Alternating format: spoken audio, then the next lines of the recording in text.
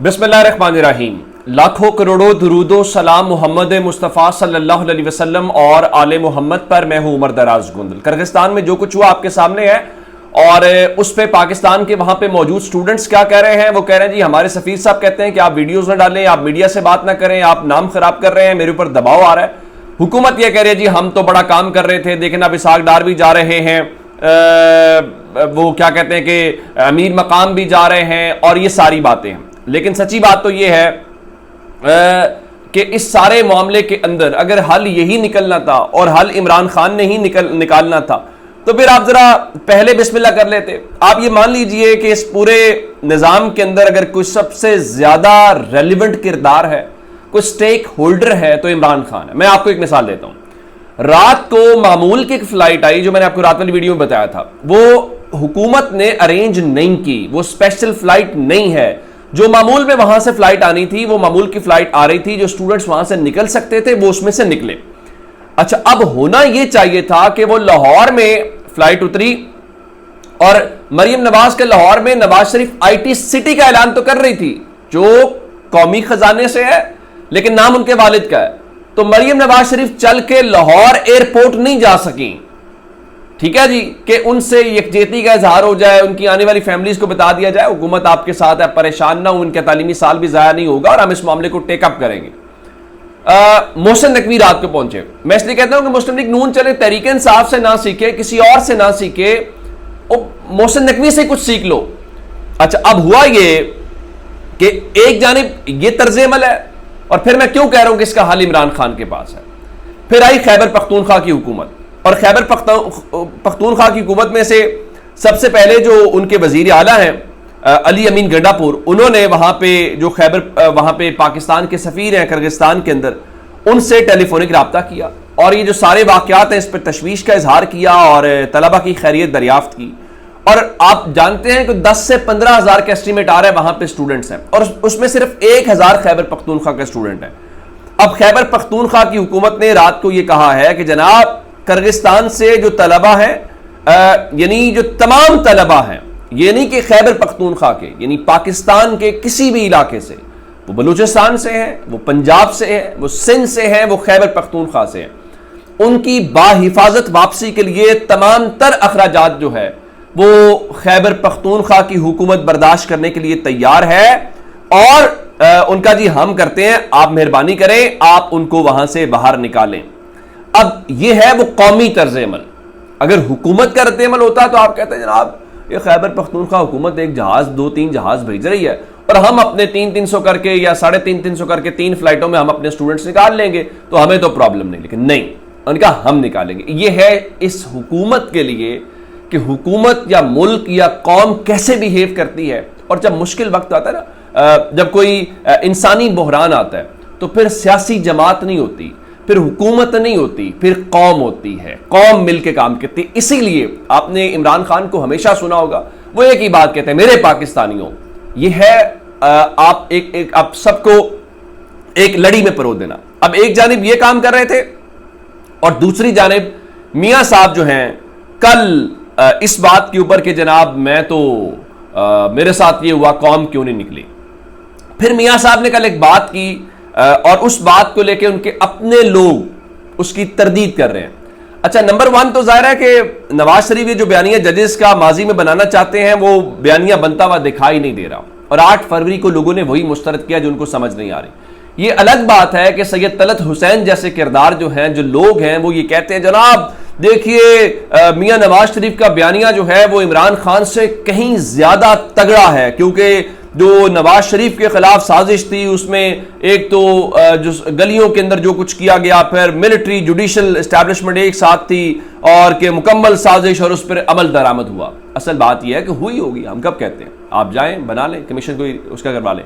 लेकिन मसला यह है कि जब ये हुआ मियां साहब दरमियान में से पतली गली से निकल गए। प्रॉब्लम इसमें यह है। और इमरान खान के साथ हुई तो इमरान खान ने पब्लिक को मोबिलाइज किया। जब इमरान खान को लगा मेरी हुकूमत गिर रही है, उस वक्त से जलसे शुरू किए, लोगों के पास गए कि मैं तुम्हारा नुमाइंदा हूं, देखो मेरे साथ क्या हो रहा है।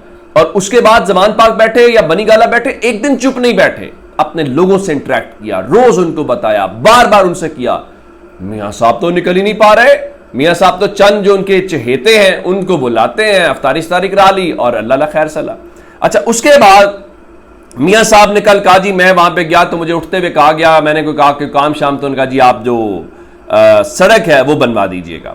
अच्छा, एक तो जाने के हवाले से क्या कहते हैं कि जो जर्नलिस्ट हैं वो बिल्कुल एक अलग किस्म की बात बताते हैं, और वो ये बताते हैं कि जनाब असल बात ये है कि इन्होंने गलत बात की है। ये उस वक्त गए थे चूंकि ऑपरेशन होना था 2013 में जनरल कियानी वाला, तो उस ऑपरेशन के लिए गए थे। इस्लामाबाद से बशीर चौधरी साहब जो एक जर्नलिस्ट हैं उन्होंने खुद तस्दीक की कि मुझे इरफान सिद्दीकी ने बताया, और मज़हर अब्बास साहब ने भी बता दिया कि 2013 में जो नवाज शरीफ बनी गाला गए थे वो इसलिए नहीं गए थे कि उन्होंने कोई बड़ा पॉलिटिकली अपना कद या ज़र्फ दिखाया था। असल बात यह है कि उस वक्त शिमाली वज़ीरिस्तान में ऑपरेशन करना था, और इमरान खान का स्टांस हमेशा से डिफरेंट रहा है। वो कहते हैं ये फौजी हल नहीं है, ये मुज़ाकरात हैं, आप उन इलाकों को अपने खिलाफ मत करें। वो ड्रोन हमलों को लेकर भी बहुत कुछ करते रहे। तो उनके मुताबिक ये जनरल कियानी के ऊपर गए थे कि ताकि उसके हवाले से उनको ब्रीफ किया जाए, और वहां पे इमरान खान को ब्रीफ किया गया था उस ऑपरेशन से मुतल्लिक, नंबर 1। नंबर 2, अब मियां साहब कहते हैं जी मुझे इमरान खान ने उठते हुए कहा सड़क ठीक करा दें। उनके मोतमद खास इरफान सिद्दीकी ये कहते हैं कि हुआ ये था कि नवाज शरीफ जब आ रहे थे तो उन्होंने खुद देखा तो सड़क खराब थी, उन्होंने कहा कि सीडीए को सड़क ठीक कर दें।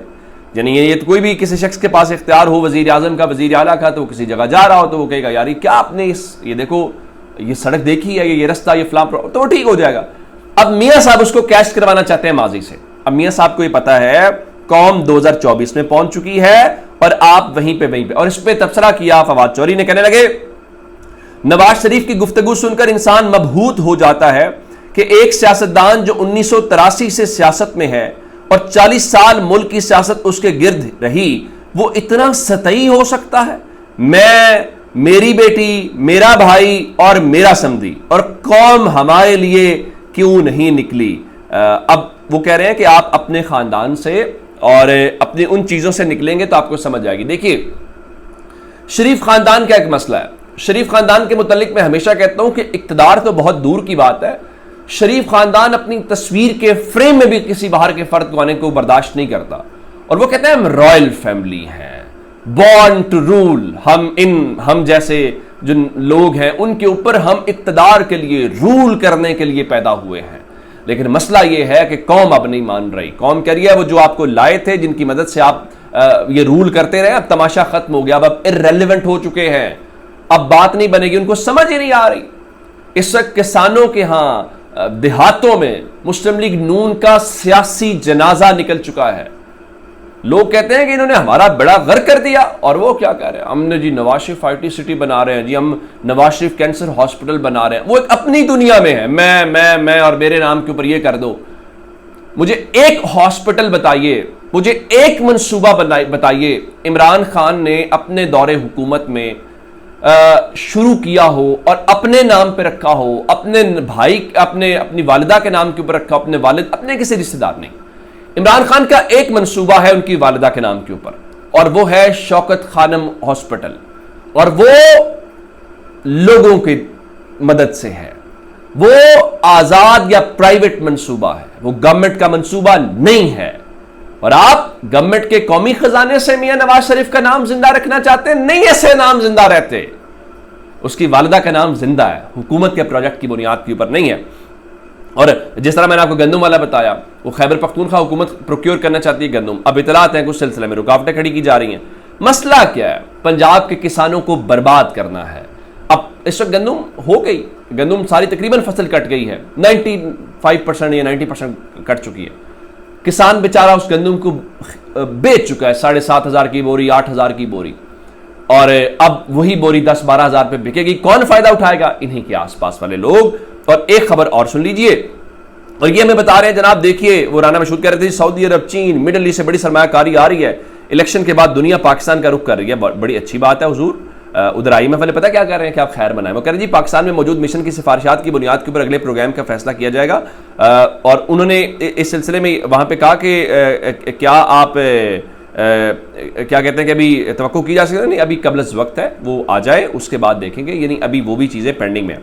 अच्छा, उसके बाद वो जो IMF है उनको पाकिस्तान ने बता दिया कि जनाब ये जो हमने नेट मीटरिंग पॉलिसी है सोलर पैनल्स वाली, उसको हम रिप्लेस कर रहे हैं, और ताकि हम ये जो हमने बिजली के नवाज शरीफ साहब ने महंगे मंसूबे लगाए हुए हैं उसका हम कोई ना कोई इलाज करें। अच्छा, एक और आज डेवलपमेंट आपने याद रखनी है, वो मुल्तान का हल्का N148 है। ये वो सीट है जो यूसुफ रजा गिलानी की वजह से खाली हुई है।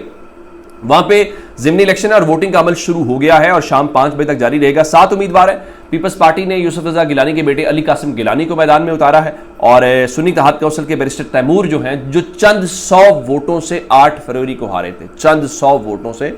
फॉर्म 47 45 वाला आप खुद फैसला कर लीजिएगा। तो अब वहां पे ये हुआ है, लेकिन जावेद हाशमी जो बता रहे हैं उनके मुताबिक वहां पे वही रिजल्ट होगा जो 8 फरवरी को हुआ, लेकिन इल्ज़ाम फिर वही है कि जनाब वहां पे फॉर्म 45 तैयार किए जा रहे हैं, करवाए जा रहे हैं। चलिए देख लेते हैं कि अब उसमें से क्या ये रास्ता निकालते हैं। तो जब तक की अपडेट्स से अपना बहुत सारा ख्याल रखिएगा। खुदा हाफिज।